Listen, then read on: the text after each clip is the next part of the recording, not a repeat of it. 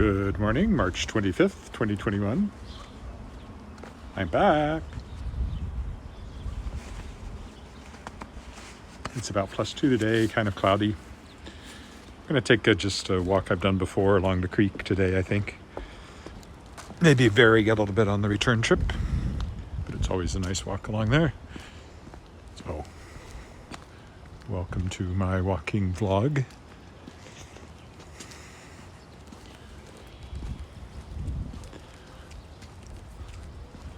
Ugly word though that is.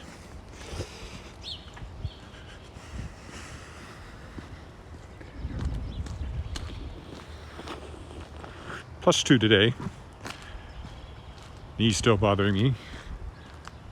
I should probably stop walking for a few days, but I'm reluctant to do that because I really enjoy doing this. And my vast viewership of 1 and sometimes even 2 people might quit following me if I quit walking for a day or two. I'll have to see. It improves after I've walked for a little bit, so that's what I will do. Hope for, anyway. Supposed to be rain this afternoon, so I wanted to make sure I did it in the morning. I don't think I'd want to risk the phone in the rain.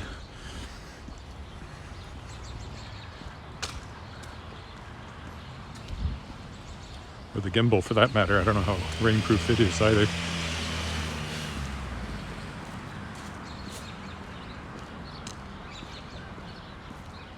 So we'll just go up to the dike here as normal. Go up onto the dike, up the stairs. So big news on the Kickstarter. That's for Shapers of Worlds Volume 2. The anthology I'm kickstarting that features authors who were guests in the second year of my Aurora award-winning podcast, The World Shapers, which you can find at theworldshapers.com. I'm looking for $15,000. I successfully kickstarted an anthology last year called Shapers of Worlds, which featured first-year guests. And so I did it again. This one will be even bigger. Last year I had 18 stories. This one will have 24. 18 original stories this year and 6 reprints. Last year was 9 original and 9 reprints. Big name authors, many of them. Award winners, international bestsellers. Looking for $15,000, and as of this morning, it's over $10,000 with 2 weeks left to go. 2 weeks left to go at noon today. So 2/3 funded, with a little under half of the campaign left to go. Not bad, I think.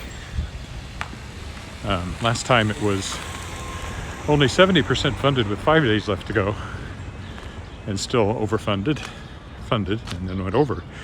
So I'm hopeful for a similar surge at the end.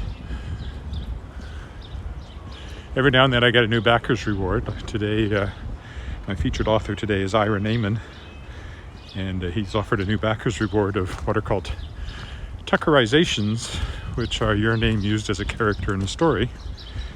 And he's got a superhero universe that he's writing stories in, going to write stories in, and he's offering 4 Tuckerizations, where if you back at the $125 level, which is actually more like the $150 level, because shipping for the postage and shipping for the trade paperback of the anthology is added on above the reward level. Anyway, if you back at that level, he will use your name as either a hero, you have to give him his name, and your superhero name, and he'll use you as either a superpower name, and he'll use you as either a hero or villain in his story. Oh, look, there's a comment.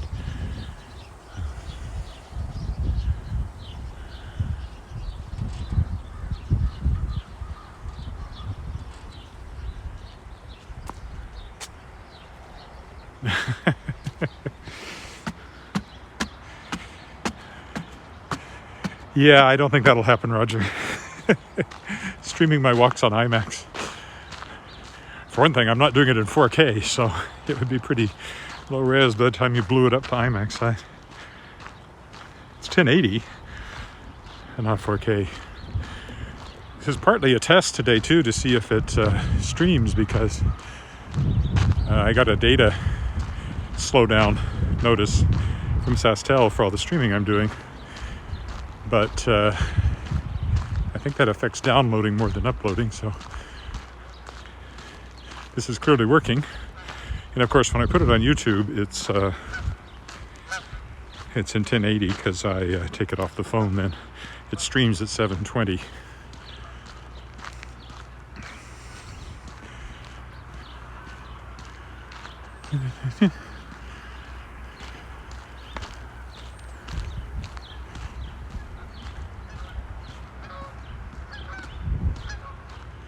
Still nothing growing along here. Well, except geese. They're always growing along here.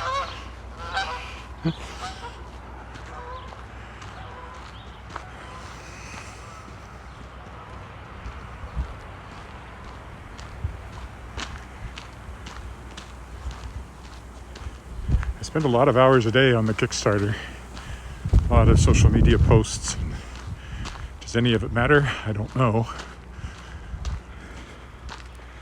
We're at $10,000, that's all I know. I don't know which contributed to that.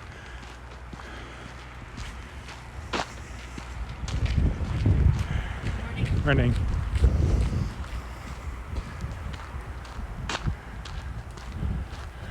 So I often say, the only thing I remember from the public relations course I took as part of my journalism degree at Harding University in Searcy, Arkansas, was that 90% of PR is wasted, but nobody knows which 90% it is. It's a bit of a variation on what's known as Sturgeon's Law, coined by Theodore Sturgeon, one of the great early science fiction writers. Sturgeon's Law was, of course, 90% of science fiction is crap. 90% of everything is crap.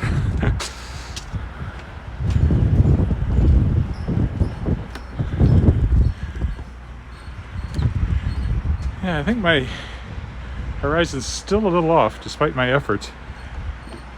I was going to try to recalibrate this morning, but the app that I needed for it, for some reason, wasn't connecting to the gimbal. So if there's a slight slant, well,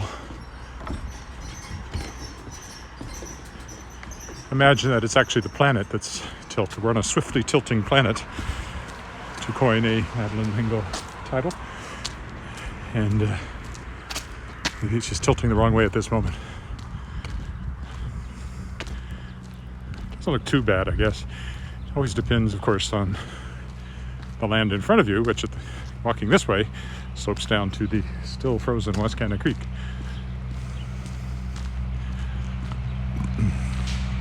On other writing front, well, the Tangled Stars, the novel I'm writing right now, made some slight progress yesterday, another 2,000 or 3,000 words. I need to be doing more than that, but I'm struggling a bit. And the Kickstarter and other demands are always there too, so.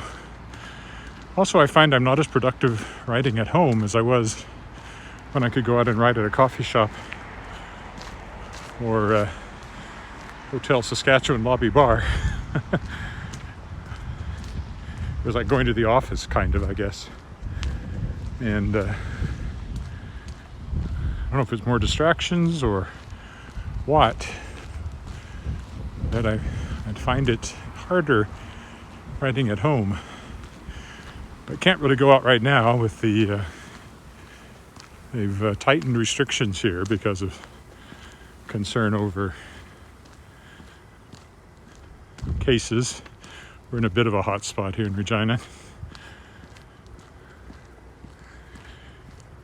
And I could have gone out before that, but it still seems like an unnecessary thing to do. And of course, most of the shops and places had very few tables because of social distancing. And I didn't really want to go and take up one of their few tables for a long period of time. So I'm still writing at home. I know we could do this different. Maybe I'll go over here and we'll walk down alongside Elphinstone until we get to the bridge and then go on out through the park, just to be different. This again is Waterfall Park. No water falling. Well, I probably called something else, but we call it Waterfall Park. The creek that runs through it there is quite overflown, and still lots of ice and snow on this side. I kind of avoided coming this way the other day because of this ice. I think I can get through. Also, they were doing some work down here. Once it's up and running again and the waterfall is actually falling, I will come down here again. Whew. Yes, it's still winter on this side of the waterfall. Quite shaded over here. And I'll take the steps. Oh, my knee loves that. Ah, ah. I speak crow as well as pigeon. Pretty good with cat too. Not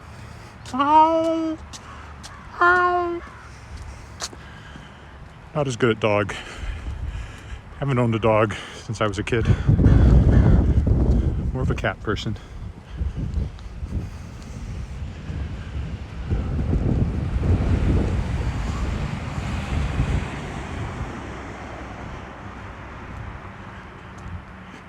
So where am I at with the Tangled Stars? Well, my characters are all on Earth's capital, which is an orbiting space station in my story. One of them is headed down to Earth to meet up with some fairly unsavory types. They're going to break into the Chicago Museum of Science and Industry. Anyway, this famous science museum in Chicago. Well, not exactly into it. In this future, on a barge in Lake Michigan, floating offshore, there's a starship on display. Now, if you haven't been to the museum in Chicago, one of the things, if you don't know it's there, even if you do know it's there, the first time you see it, it's just amazing. You go down kind of a ways from everything else. You get down there and there's a complete U-boat in the basement. It's the one that was captured with there's the park from this side.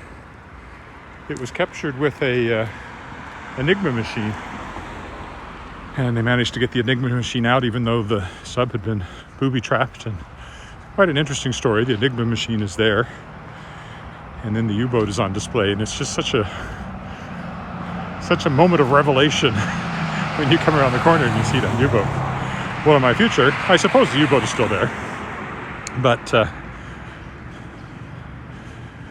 out in Lake Michigan, there's a barge, floating island, and on it is a starship, Pioneer-class starship. The only one that still exists.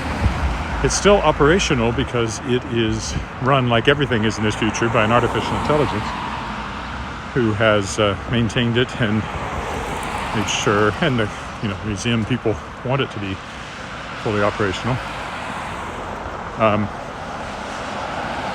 and Earth in general. But it's just sitting there because it can't go anywhere because the network of wormholes, what I call masts, multiverse adjacent space-time tunnels, collapsed a long time ago.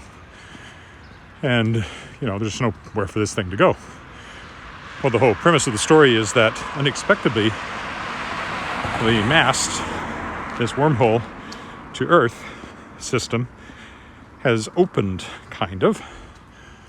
And my character discovered it. My main character, Cooper Douglas, who's a bit of a crook and a con man, he wants to get out of the system for his reasons. And so he's set out to assemble a team that can make that happen. So he's got that team together, part of it anyway, and they've come to Earth Capital because to get to Earth you have to have permission and you have to take a shuttle from the capital. That's the only way you're allowed down on the planet. And so one of the characters, Lisa Gray, is an AI wrangler. She knows how to make artificial intelligences do what she wants them to do. And so she gets the necessary permission and fake ID and all that so that she can get down to Earth. So that's where I am in the story. She's heading down to Earth to meet up with some thugs who used to work with one of the other characters, Ilya Stadnik, who's was for a while second in command of the big crime family on Luna. And then he was deposed and supposed to be killed, but he got away. So they joined up with him on Mars, came back to Earth, and he's put them in touch with these guys on Earth who will help Lisa liberate this starship. Then I'll get all my characters on the starship. They get out to the wormhole, pursued by another sort of crime character, Eric Galliotto, who is kind of the big cheese in the outer system, the asteroids and moons out there. He wants this ship, and he wants to be the first one through the wormhole because he sees vast opportunities in being the only person from old Earth with contacts in new Earth where they think this wormhole goes. So that's coming next. They'll get the starship, head out to Mast, where it is, and use the starship to travel through it. And that's just kind of the setup to what I hope will be a series. But first I have to finish this book. It's due out in 2022.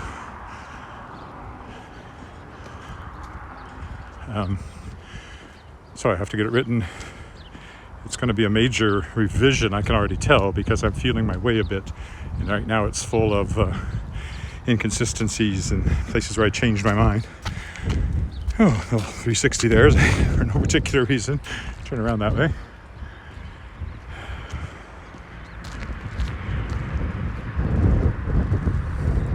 Back into West Sherman Park, where we've been many times.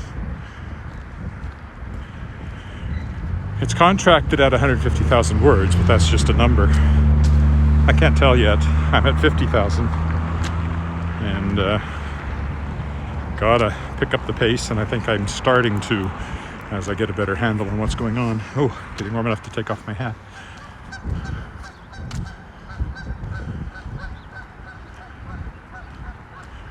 So we'll see. It'll definitely be longer than 100,000, which is kind of been the length of many of my novels, or a little over. I don't know. Magebane was my longest, the one I wrote as Lee Arthur Chane. And it's 150,000-ish. So it might be that long. I don't know. We'll see. Type, type, type. The words come out, and eventually you have a book. People ask, how do you write a book? That's how you write a book. Type, type, type. The words come out. And when you reach the end, you type the end, and you have a book. If it's long enough. If it's not long enough, it's a novella, or a novelette, or a short story. Or a short story if, you only manage to get about 500 words. For the anthology, I'm asking for 5,000 words average. Some are coming in quite a bit longer. So there'll probably be a cap on the per word. I'm paying 10 cents a word, but I can't pay 10 cents a word for an 8,500 word story when my budget is for an average of 5,000 words. So I'll probably do 10 cents a word up to 6,000 words for a maximum of $600. Unless the Kickstarter really takes off and the bucks come rolling in. Right now it looks like we'll likely fund, but not by a huge amount over the requested amount of 15,000. And we're not there yet. We're at 10,000. 10,071 as I set out on this walk.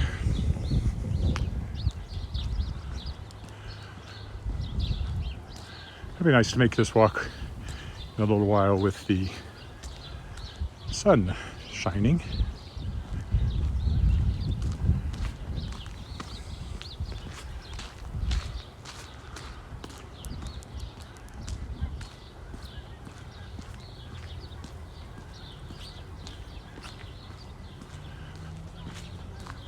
I had comments from somebody watching live on YouTube yesterday, so I know the comments work there too.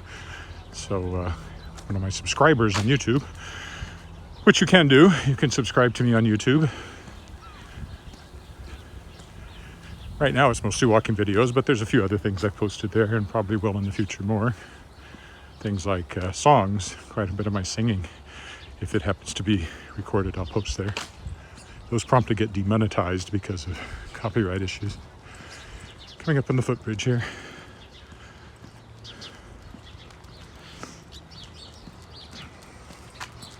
Morning.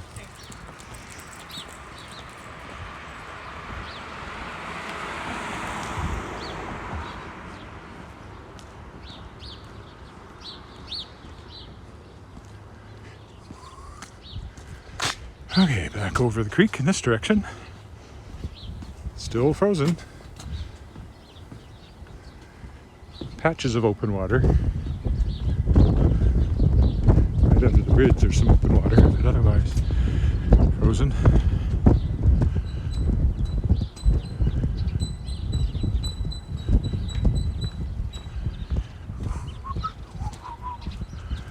Again, how do you solve a problem like Maria is running through my head for mysterious reasons that have to do with lyrics.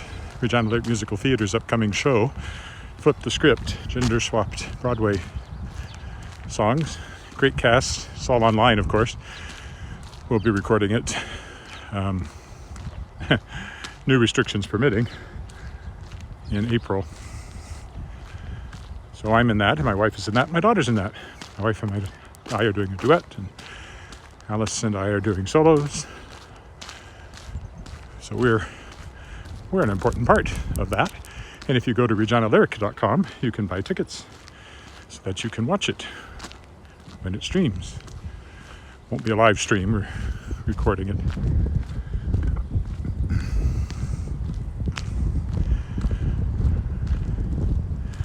We have access to a green screen, so there could be interesting backdrops for some of these. I don't know what they have in mind.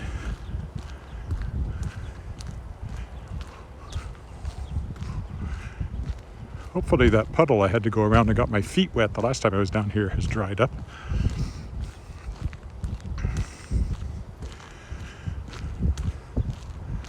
Not a lot of people out here today. Passed a few dog walkers, one or two others. Starting to get warm. I am. It's still only just above freezing, but I walk briskly enough I start to heat up.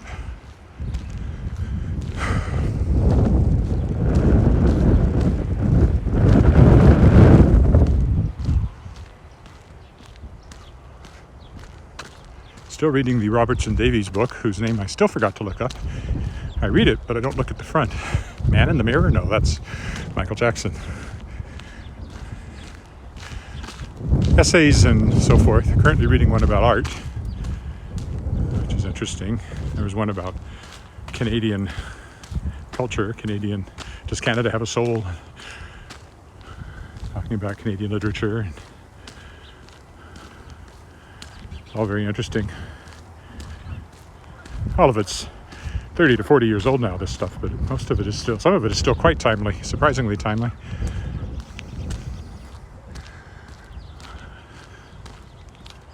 I think I only ever read one Robertson Davies book, and I enjoyed it, but didn't go back to it because, I was busy reading all the science fiction and fantasy I normally read.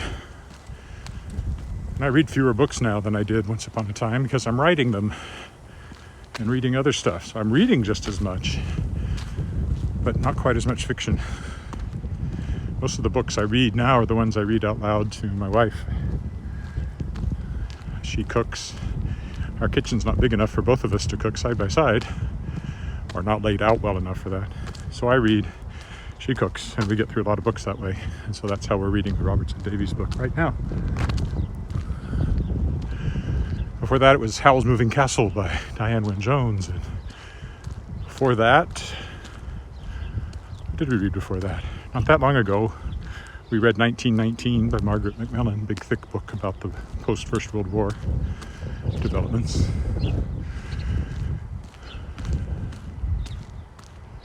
Yeah, I think the puddle's gone, so I shouldn't get my feet wet today. Always a plus.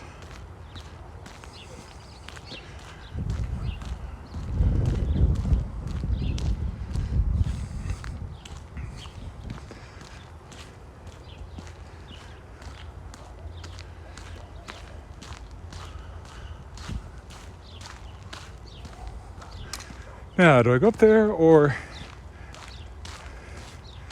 I could take a walk through the residential area over there again, walk up to 13th and zigzag my way back. Maybe I'll do that just to be different. I'll go that way again on some other trip, sort of my old standard walking when I wasn't carrying a camera. This time we'll go up here and then cross over the residential area, and we'll walk all the way up to 13th along there and then zigzag back. I like zigzags. They take you down streets you wouldn't otherwise go down.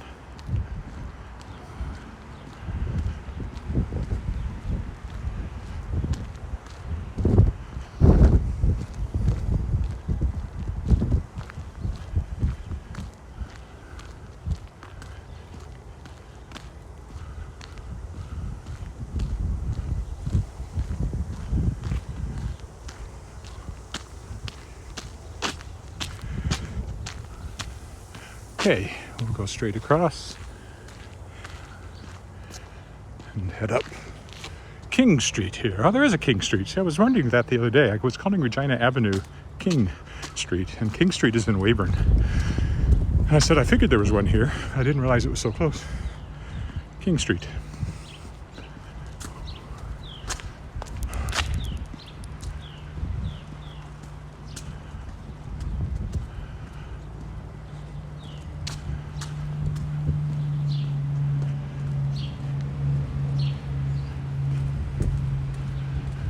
That I've ever walked up King Street. Quite a few newer infill houses here, but these ones match the street pretty well.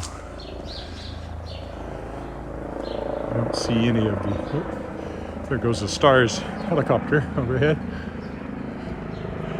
That's the air ambulance. You can see it if you look up. There it is. I presume I can zoom the camera. I haven't tried. I'm not sure I can, and the exit button gives you no warning, so if you happen to brush it, that's the end of the stream.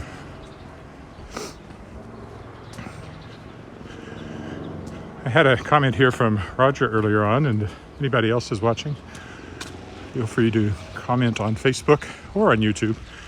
I should see it. It's dim today, so I might even be able to read it. I usually have to stop to read it. We'll go all the way up to 13th and then start zigzagging our way back. This is 14th, so it's not very far now.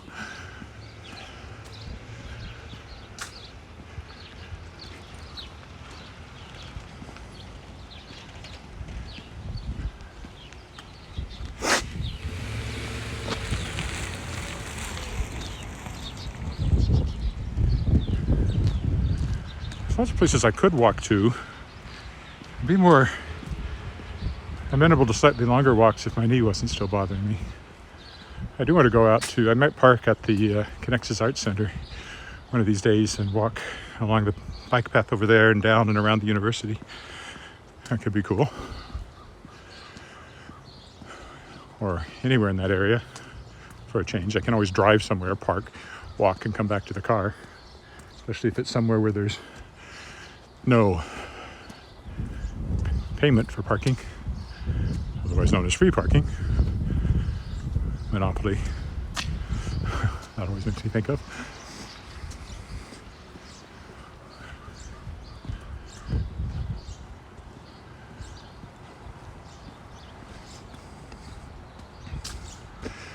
Ah, yes. This is 13th. There's church over there, that's a familiar landmark. Drive down 13th. Over there.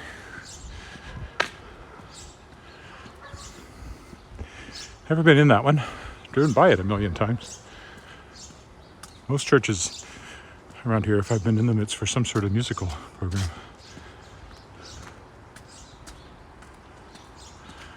Oh, definitely working up a sweat now.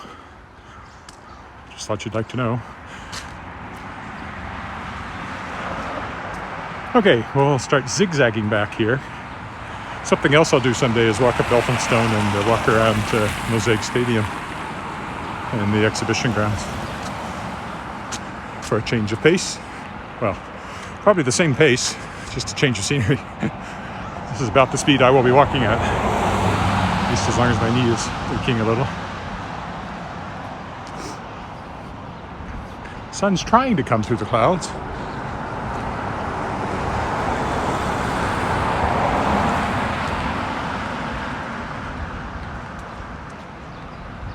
Another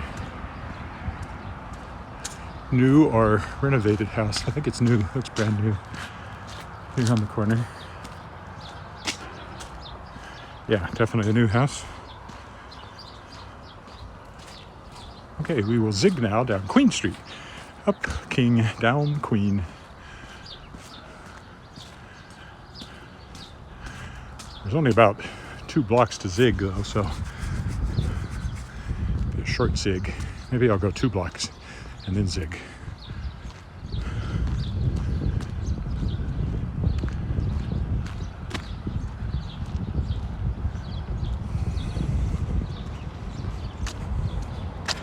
Because there's only 14th and 15th south of us here.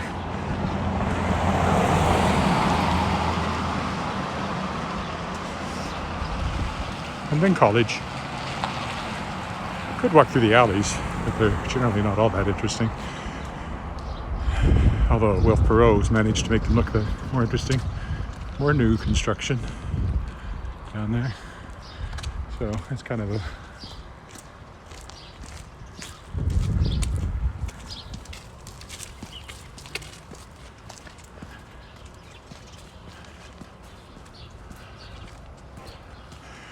makes sense. After King and Queen comes Princess. Regina should, of course, be pronounced Regina, as in Latin for Queen. So it was named after Queen Victoria, Victoria Regina. But somewhere along the way, it turned into Regina. I can't really complain because I went to school in Arkansas.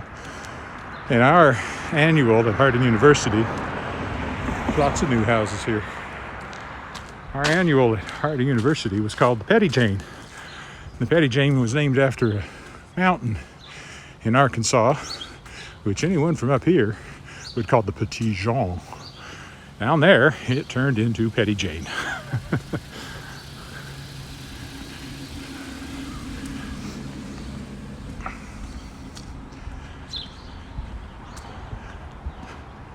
At least Forget has not turned into Forget here in Regina. Here in Saskatchewan.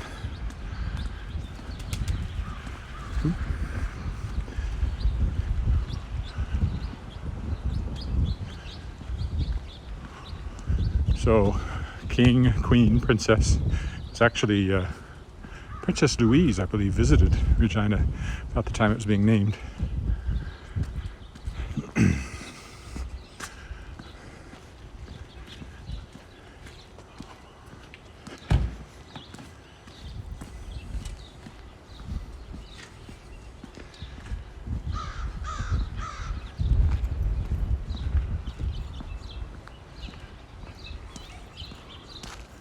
Okay, now we'll zig, or possibly zag, I've lost track.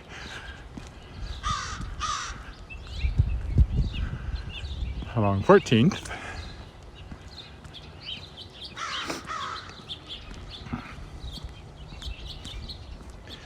We've been down 14th.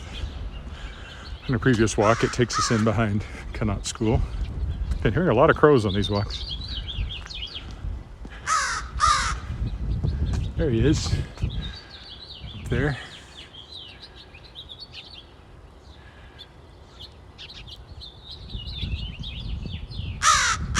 Thank you.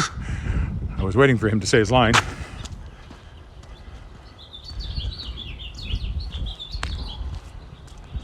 I'm just reading about how smart crows are and ravens. They think they're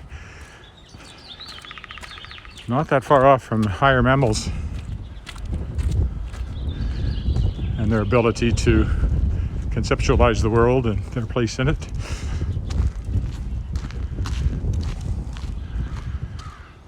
Although I have a photo somewhere, I was walking through somewhere close to downtown, and I saw a white cat carrying a crow which it had caught.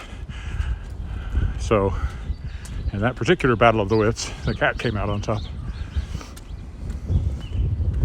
Magpies are very smart too. I remember watching magpies kind of tormenting a poor gopher in Saskatchewan once. They were on all sides of him, and whenever he turned one way, another one would run in and sort of nip at his tail. I don't think they were planning to eat him. I think they were just having fun of a snarky bird type.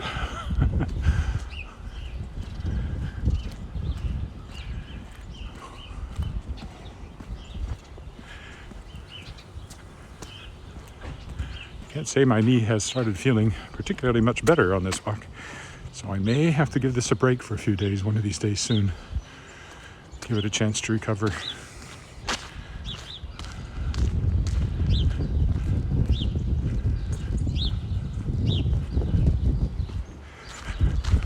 Could always do a stationary vlog at home. They'd be shorter and not nearly as interesting because they would consist of me in front of a camera.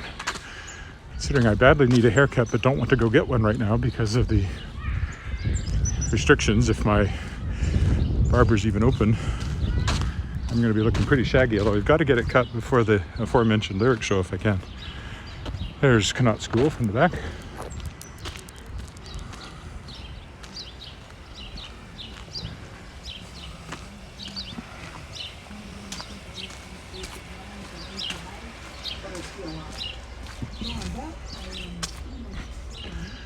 Now I'm down to 15th again, and then decide how I go home. Actually, where I'm coming out, I might as well walk down by the Neil Balkwell Center, back along the dike. That's more interesting anyway.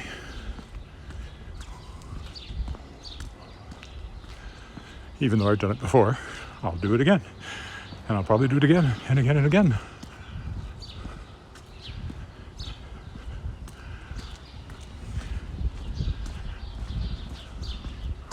But it will change with the seasons, which, well, it's not going to look much different than this for a while. Can't really expect the trees to bud out until May in any significant fashion. We'll start to see signs of it sooner than that.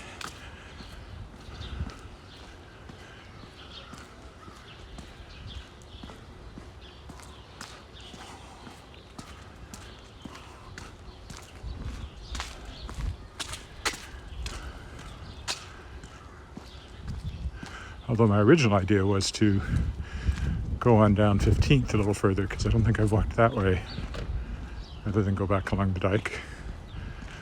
But I think the dike sounds more interesting, so we'll go that way.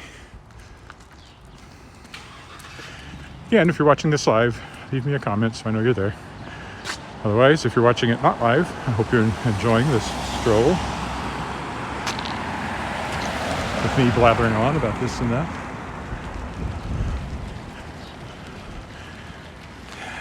No, I'm going to stick to my original idea. I'll walk down this way instead. I've been along the dike several times recently, and I don't believe I've walked very much along 15th here.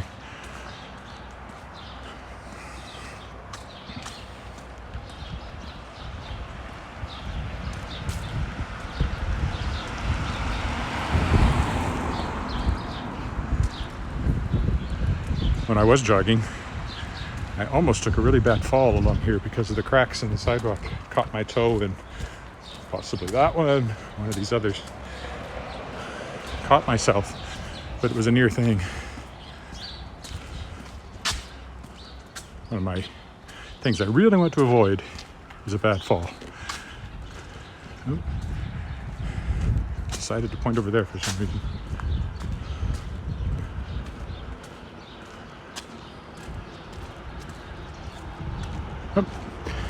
Didn't get a chance to press the walk button, but doesn't really matter. This is Elphinstone again. We walked up earlier. And we'll stay on 15th.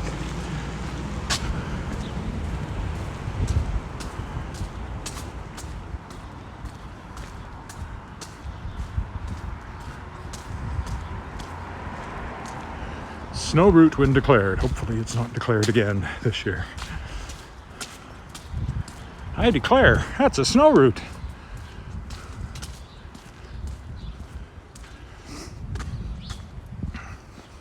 Which just means you can't park there, of course. So there's plows can come along. Sometime in the spring, they'll put up a thing for no on-street parking so they can come and sweep up. Snow, for all it looks white, drops a lot of dirt when it melts. Shows you how not clean it actually is, or can be. I'm often kind of sniffly this time of year when the snow melts. Whatever's coming out of the snow. Here's St. Mary's, which I've been in. It's for various things. Anglican church with the what they call the Lich Gate, which is an interesting term if you're a Dungeons and Dragons player, because the Lich is an undead warlock or witch, and one of the nastier things you can run into. At least it was back when I played Dungeons and Dragons, which was in the late 70s, was my peak time at university. It was quite a new game then, and we were still using the original 3 soft color books, which cost $10 each, so $30 for the whole set.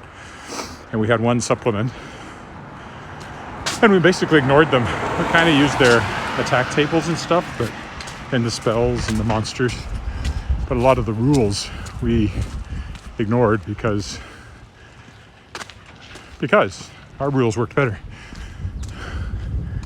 And I enjoyed playing it, but I discovered I enjoyed being the dungeon master even more.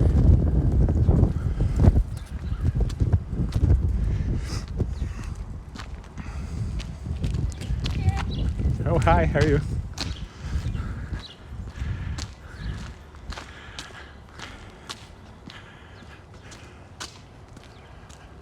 Nice little quadruplex, I guess, for dwellings. And then I did a lot of work on my D&D world. I still have it all. But at some point, there's a little street art. At some point, I realized that the work I was putting into Dungeons and Dragoning was the same mental effort I should be putting into creating fantasy worlds, fictional worlds. And also I ran out of people to play with, because once I moved back to Weyburn, I didn't have anybody to play with. So I haven't played D&D in years. Sometime in the 80s would have been the last time. But as I said, I actually enjoyed the DMing more, making up the encounters, and I was always trying to force the characters into a actual story, which again shows I was using my writing muscles playing Dungeons and Dragons. The only thing I did with that, my second published novel, The Dark Unicorn, which was shortlisted for Best Children's Book at the Saskatchewan Book Awards, is actually set map-wise and in a couple other ways in the world I created for Dungeons and Dragons. It doesn't have the D&D monsters or magic or anything like that, but the worlds and the name of the cities and so forth I had made up for D&D. And the concept of this barrier in the D&D world, I had this massive wall. I don't remember how tall it was. You could fight your way up the stairs inside it and get to something at the top. Nobody ever made it. I'm not even sure I know what was at the top. But in the Dark Unicorn, there's a similar barrier. And magic only exists on one side of it. But the people with magic are trying to get into the side without magic. and that's kind of part of the plot. The dark unicorn is not an actual unicorn. It's an amulet, kind of a key to releasing magic again. And this kid gets hold of it, and people are out to get him, and he has to not get killed, and all that fun stuff. It was a fun story. It's interesting. I'm going to be interviewing Jane Yolen for the World Shapers podcast very soon. Jane Yolen is a legend in the field. She's probably in her 80s now. And she was editing for somebody, Jane Yolen Books, but I don't know who the overarching publisher was. And I submitted The Dark Unicorn to her. And she said, basically, if I remember the rejection right, she said, there's nothing wrong with this, and a larger list might be able to take it on. But she didn't feel it was right for her. So another one of my many stories of near misses getting published much earlier than I did by a major publisher. So it got published by a lousy publisher, and bad contract and all that, because I was anxious to have books published. And it's a common error beginning writers make. But it did get shortlisted for a book award and got some attention that way. And of course, with what's called the Public Lending Rights Commission, as long as your books are in libraries, you can get some money for them, and it still shows up in a lot of libraries and brings in money, well, potential money. It's hard to explain.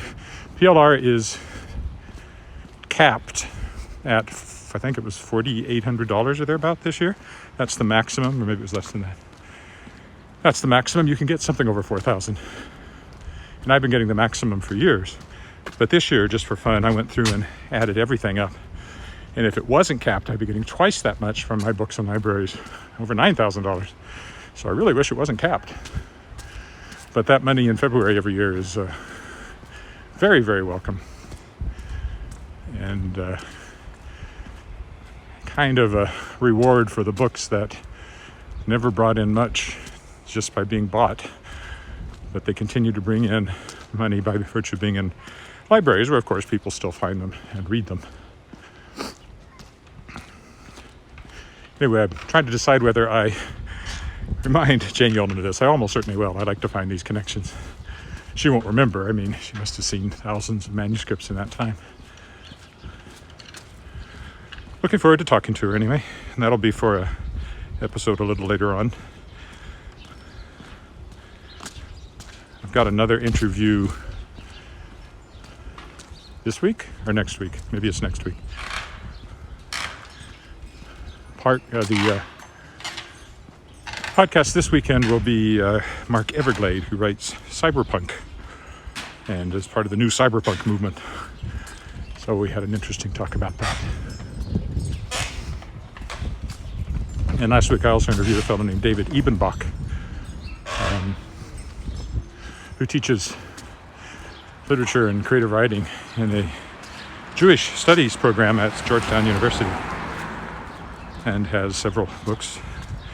Not all of them speculative fiction, but he's moving more that direction. And the one he has coming up from Tachyon Publications, I think it's called Tachyon Publications, not Tachyon Books. Anyway, Tachyon is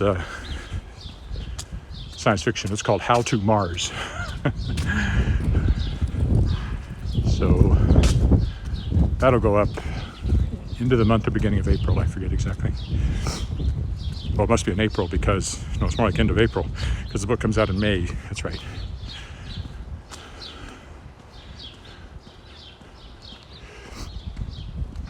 It's always a big job doing the podcast because I do a full transcript. I use a service called Sonix, sonix.ai, that does an automated transcript. And you upload the audio file, which is great, but even a really clear file, for my satisfaction, because I try to eliminate typos when I can, I have to go through and listen and edit and fix things. And it takes about at least 2 hours to, or probably more like 3 hours to do a 1 hour transcript, even if it's good. And if the audio is bad, it takes longer.